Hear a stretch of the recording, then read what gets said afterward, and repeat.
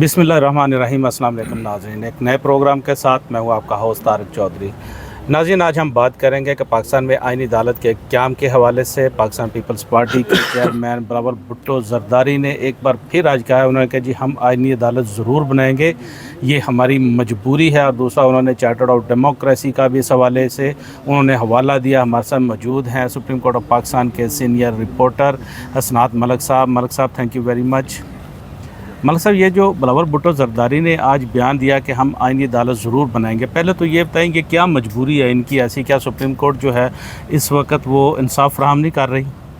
देखें, वो मेरा तो ख्याल है कि पीपल्स पार्टी के साथ ज़्यादतियाँ हुई जब अदालतों में, और आपके सामने हमने देखा कि इफ्तिखार चौधरी का जो 2009 से 13 का दौर था, कोई भी एग्जीक्यूटिव काम होता था तो यहाँ रोक दिया जाता था। इवन सेक्रेटरी उन्होंने अपॉइंट किया कामरान लाशारी को सिंध में, तो उसमें रोक दिया था। और कौन सा बिजली पानी हर चीज़ जो है वो कोई मंसूबा लगता था तो यहाँ वो समोट हो जाता था।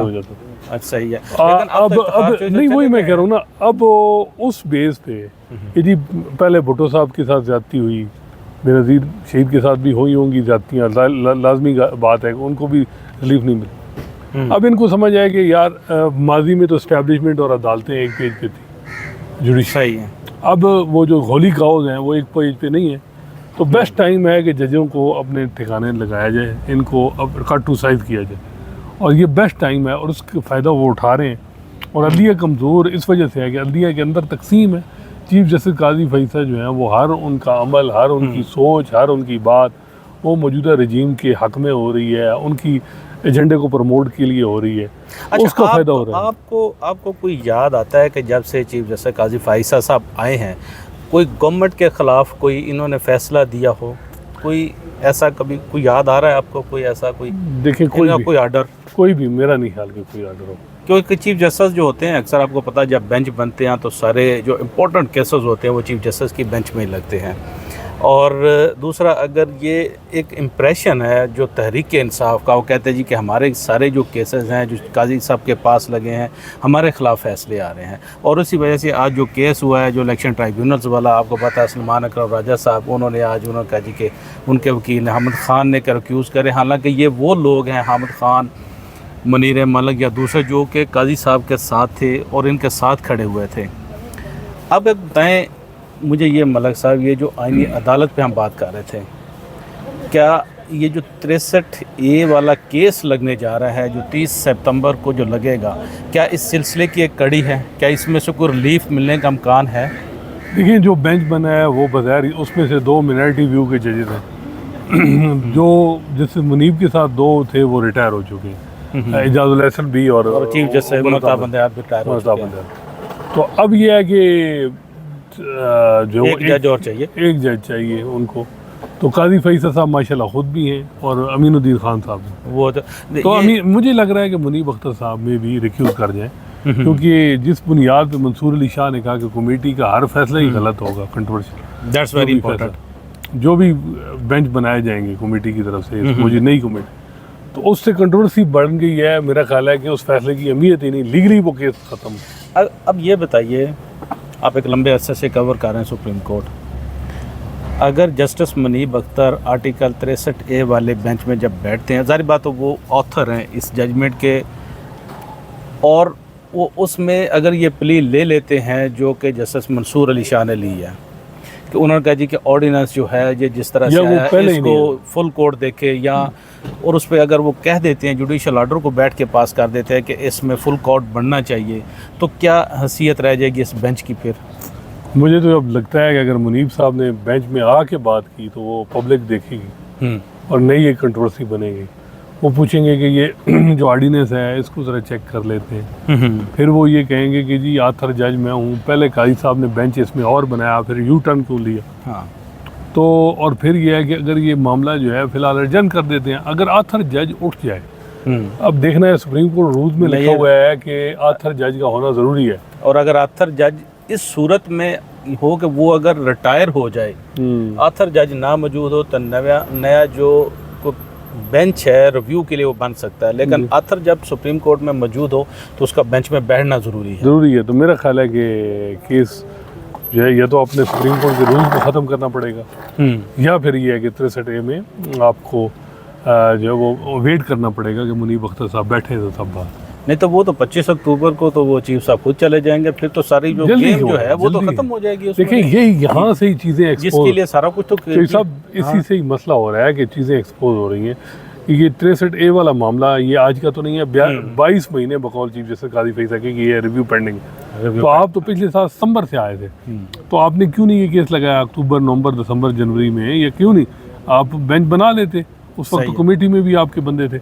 जब 12 जुलाई को फैसला आता है आप मिनॉरिटी में चले जाते हैं, जुडिशल पैकेज रुक जाता है, उसके बाद 63A की बात करते हैं, उसमें जो आप बेंच की बात करते हैं कि ये बेंच हो, उस बेंच को ही आप ओवरटर्न अपने प्रपोजल को ही हटा के आप खुद बेंच को प्रिजाइड कर रहे हैं। और मुनीब साहब तो मेरा ख्याल है कि वो मुझे लगता है कि वो बेंच मेरा नहीं ख्याल चले, देखते हैं। इंप्रेशन तो यही है ना कि ये बेंच जो है आर्टिकल 63A का जो जजमेंट है, जो कि एडवाइस थी, उसको रिव्यू करे और उसके बाद फ्लोर क्रॉसिंग की इजाज़त मिल जाए। जी, डिफेक्शन हो, डिफेक्शन क्लास जो है उसमें जी अपनों को अव्वल तो ये मुनीब अख्तर साहब जो मुझे लग रहा है वो बैठेंगे। ठीक है, जब बैठेंगे नहीं तो काजी साहब के लिए मुश्किलात हो जाएगी। तो काजी साहब नया बेंच भी बना सकते हैं। काजी साहब के लिए क्या मुश्किल है? वो कमेटी है, रूल सुप्रीम कोर्ट का जो रूल है वो खत्म कर, हाँ वो रूल उनको ख़त्म करना पड़ेगा कि अगर एक जज, अब उसमें देखना है कि क्या जज अवेलेबल हैं, लेकिन वो इस ग्राउंड पे वेट कर लें। इतनी जल्दी कौन सी है? आपको एक महीने के अंदर अंदर क्यों डिसाइड करना? तो जुडिशल पैकेज पे रुक जाएगा फिर तो। यही मसला आ रहा है ना। अगर मंसूर अली शाह साहब आ गए तो जारी बात आपको पता, फिर तो चीज़ें उस तरह से नहीं चलेंगी। मसला तो ये है कि ये बताया जाता है कि ये पैकेज वाला जो मामला है ना, ये उमरता बंदयाल के तौर से शुरू, हाँ उस वक्त से ही नज़र थी कि ये पैकेज और मजीद ये टेनोर, कुछ लोग कहते थे काजी साहब के ये 2 साल नहीं है, ये मजीद है, बड़ा लंबा टेनोर है। फिर जनवरी 13 पे आपने एक पार्टी को ठिकाने लगाया है, जो इंटर पार्टी इलेक्शन वाला फैसला, उसके बाद उसकी रिजर्व सीटें छीनी और फिर उसके बाद आप 2/3 के लिए कोशिश कर रहे थे। बीच में 6 जजेस ने ख़त लिख दिया, उस पे उन 6 जजेस पे गुस्सा था। अब समझ आ रही है कि क्यों, क्योंकि ये पैकेज तो सुना है मार्च अप्रैल में इसको आगे जाना था या मई में, कम से कम मई में। फिर ये हुआ कि वो रिज़र्व सीटों वाला फैसला आ गया। तो मामला जो प्लान था ना, अब मैं समझता हूँ कि जो रिज़र्व सीटों का फैसला है उसकी वन ऑफ द रीज़न ये भी है कि जज समझ गए थे कि ये इस किस्म का पैकेज आ रहा है और एक कंट्रोल जमहूरियत होगी, तो उससे पैकेज पहले हमें जो वो 2/3 भी, मतलब ये एक जजमेंट का ये भी एक रीज़न, इसको इस तरह भी देखा जा सकता है। तो अब ये है कि उसमें एक बात है कि अगर वो पर्टिकुलर रीज़न होती तो वो किसी को भी मैंने ये रिज़र्व सीटें ना देते, खाली छोड़ देते। उन्होंने पीटीआई को दी हैं, हालांकि पीटीआई को देने से पीटीआई को कोई फ़ायदा नहीं है, हुकूमत को नुकसान है। वो तो आज तो वो या अफरीदी साहब ने भी कह दिया ना, उनका जो नोट आया उन्होंने कहा जी कि ये सुन्नी इत्तेहाद काउंसिल की तो नहीं है, लेकिन हम पीटीआई जो एक सियासी जमात है तो वो कंसिडर करे अपना इलेक्शन कमीशन ऑफ पाकिस्तान। अच्छा मलिक साहब, मुझे ये बताइए, ये जो आईनी अदालत वाला मामला है, सुना है इस पे कोई रिटायर्ड जजेस जो हैं वो मुतहर्रक हो चुके हैं, कोई इनके अपने वकील जो हैं वो इनके ख़िलाफ़ आने के लिए तैयार हैं? बिल्कुल ये पॉसिबल है कि ये रिटायर्ड जजेस जो हैं, हर कोई हुकूमत, अब पीपल्स पार्टी अपना रिटायर्ड जज लगाना चाह रही है, नून वाले अपना लगाना चाह रहे हैं, हर कोई अपने इंस्टीट्यूशन तबाह हो रहा है अदलिया।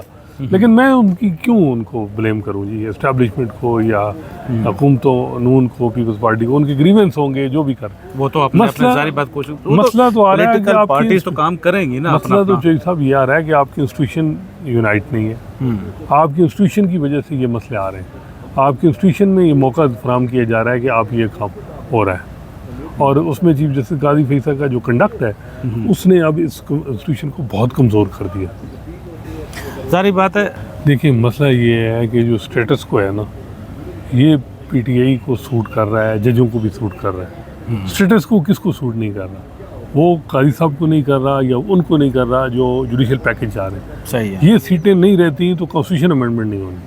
पीटीआई तो इतनी ज़्यादा इंटरेस्टेड भी नहीं थी, उनका ये था कि ये कॉन्स्टिट्यूशन अमेंडमेंट ना हो। अब उनका तो हाँ बस यही है, अब ये है कि ये 25-30 दिन निकल जाए। अब देखिए ना, दो काम करने पड़ेंगे हुकूमत। हाँ, पहले तो ये है कि ये सीटें पीटीआई को ना मिले। फिर मज़े की बात है कि सुप्रीम कोर्ट के 11 जजेस ने ये कहा है कि ये माल गनीमत कम अज़ कम नहीं मिलता। हाँ, वो नून लीग को तो जा नहीं सकता ना, पीपल्स पार्टी दूसरे को जा तो नहीं ये सकता। नहीं होगा तो वो फिर जुडिशल पैकेज नहीं होगा। वो तो इनको जा सकता। देखिए वो जैसे तैसे कौमी असम्बली में तो कोशिश कर रहे हैं ना अपनी सीटें पूरी करने की, 2 तिहाई जो एक फिगर है, मैजिक फिगर, लेकिन उनको असल प्रॉब्लम तो वो सेनेट में तो फिर आएगा ना, सेनेट में किस तरह से करेंगे। सेनेट में भी अब 63 के हवाले से अगर ये हो गया तो क्या पता 2-3 सेनेट। आज ये 63 है तो फिर ज़रूरी है कि 63 है जो है ना, जी, जी। इस पर डिविजन क्लास वाला इस पर कोई रिव्यू हो जाए। जी जी, अगर ये हो गया तो ये बहुत इम्पोर्टेंट होगा। नाज़रीन, अभी आपके साथ डिस्कस कर रहे थे पाकिस्तान में जो अभी नई डेवलपमेंट होने जा रही है, नई आईनी अदालत जो बनाई जा रही है, सुप्रीम कोर्ट ऑफ पाकिस्तान में जो इस वक्त सूरत हाल चल रही है, आर्टिकल 63 का जो केस लगा हुआ है, ये डेवलपमेंट नाज़रीन अभी जारी है। फ़िलहाल इजाज़त दीजिए, अपना बहुत सारा ख्याल रखिएगा। थैंक यू मलिक साहब, अल्लाह हाफिज़।